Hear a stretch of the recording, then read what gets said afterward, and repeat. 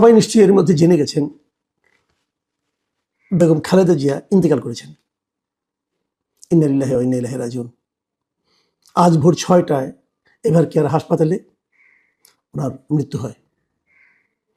এবং এই মৃত্যু, যদিও আমরা সবাই জানি যে উনি খুবই ক্রিটিক্যাল অবস্থায় আছেন, এবং অনেক চিকিৎসককে আমি এমনও বলতে শুনেছি যে খালেদা জিয়া আসলে একটা রিয়েল ফাইটার বলতে যা বোঝায় উনি তাই ছিলেন।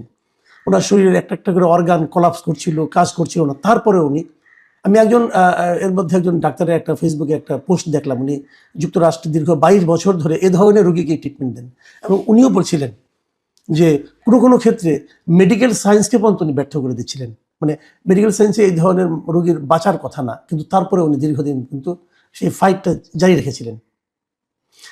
এবং এটা কিন্তু আরও কয়েক বছর আগে থেকেই চলছিল। মানুষের জীবনে কত রকম উত্থান পতন আসে, আমরা খালেদা জিয়ার জীবনে সম্ভবত তার সবগুলি দেখেছি। উনি একদম গৃহবধূ ছিলেন, একদম গৃহবধূ থেকে উনি প্রধানমন্ত্রী হয়েছেন। উনি রাজনীতিতে আসতে চাননি, কিন্তু সেই সময়টা আমার মনে আছে, আমি তখন ইউনিভার্সিটির স্টুডেন্ট ছিলাম। রাজপথে আমি খালেদা জিয়াকে খুব কাছে থেকে দেখেছি, এবং উনি গৃহবধূর মতোই ছিলেন, সাধারণ মানুষের সঙ্গে মিশতেন। এবং আমি দেখতাম যে অবস্থান ধর্মঘট হতো, উনি রাজপথে এই রোদের মধ্যে একটা পত্রিকা বিছিয়ে হতে বসে থাকতেন। আমার নিজে চোখে দেখা এগুলো। সেখান থেকে উনি প্রধানমন্ত্রী হয়েছেন এবং অনেক কিছু করেছেন। আমরা যদি ওনার জীবনটাকে একটু দেখি, আপনারা দেখবেন 1945 সালে ওনার জন্ম, 91 সালে উনি প্রধানমন্ত্রী হয়েছেন।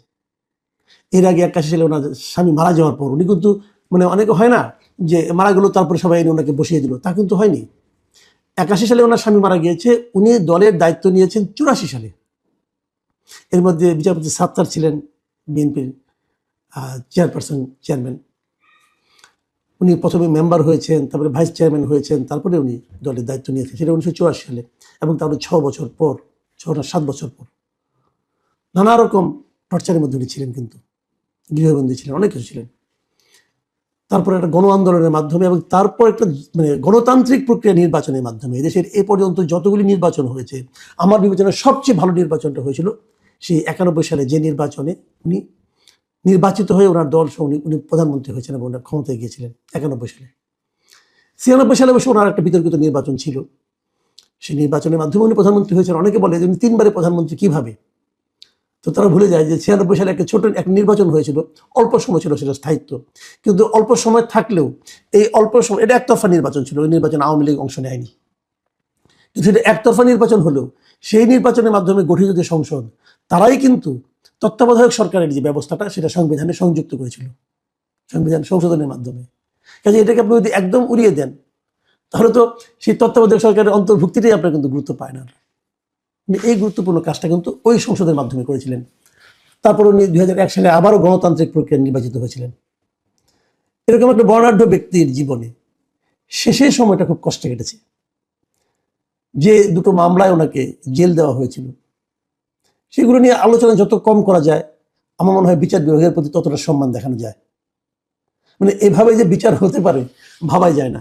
একজন সাবেক প্রধানমন্ত্রীকে যে সমস্ত কারণে, যে সমস্ত লজিক দেখে জেল দেওয়া হয়েছিল নিম্ন আদালতে, এবং বিস্ময়কর হলো উচ্চ আদালতে যে সেটা বেড়ে গিয়েছিল সাজার মাত্রা। যাই হোক, সেগুলো অন্য হিসাব। তারপর উনি দীর্ঘদিন অসুস্থ ছিলেন, গৃহবন্দী ছিলেন। তো এই সমস্ত ঘটনা আমরা দেখেছি, এবং আমি নিজে এখনো মনে করি, এবং তখন আমি বলেছিল, এগুলি যতটা না বিচার ছিল তার চেয়ে বহুগুণ বেশি ছিল ব্যক্তিগত রাজনৈতিক প্রতিহিংসা। আমি বলবো বাংলাদেশের ইতিহাসে ভয়ঙ্কর রাজনৈতিক প্রতিহিংসার শিকার যদি কেউ হয়ে থাকেন, বেগম খালেদা জিয়া হয়েছেন। তারপরে ওনাকে কখনোই আপোষ করতে দেখিনি। 2024 নির্বাচনেও কিন্তু ওনারা আপোষ করেননি, অনেক আপোষের প্রস্তাব এসেছিল, করেননি।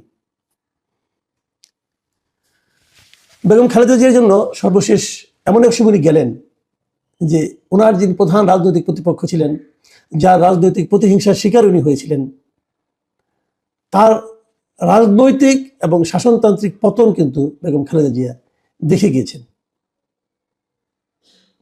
এটা হয়তো ওনার মনকে সান্ত্বনা দিয়েছে, শান্তি দিয়েছে কিনা আমি জানি না, কিন্তু উনি এটা দেখে গিয়েছেন।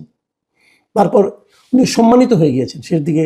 উনি অসুস্থ থাকলেও উনি কিন্তু একাধিক অনুষ্ঠানে না, শেখ হাসিনা সরকারের পতনের পর একাধিক পাবলিক প্রোগ্রাম ওনাকে দেখা গেছে। যদিও বলা হয় যে শেষবার যখন উনি সশস্ত্র বাহিনী দিবসের অনুষ্ঠানে গেলেন, এই যাওয়াটাই নাকি ওনার রোগ বৃদ্ধির কারণ সে অনেকে চিহ্নিত করেন যে যাওয়াটা তার উচিত হয়নি, কিন্তু উনি তবুও গিয়েছিলেন। যদিও শুনি যে উনি নাকি নিজের আগ্রহে গিয়েছিলেন, অনেকের সঙ্গে দেখা হয়েছে, অনেককেই উনি দেখেছেন, এবং উনি মানে একজন সরকারের কোনো অংশ না হওয়া সত্ত্বেও উনি কিন্তু সেখানে সবচেয়ে সম্মানিত ব্যক্তি হিসেবেই উপস্থিত ছিলেন। যাই হোক, উনি এমন একটা সময় গেলেন যখন নাকি আরেকটা জাতীয় নির্বাচন একদম সামনে, ঠিক 1.5 মাস পরে এক নির্বাচন হবে।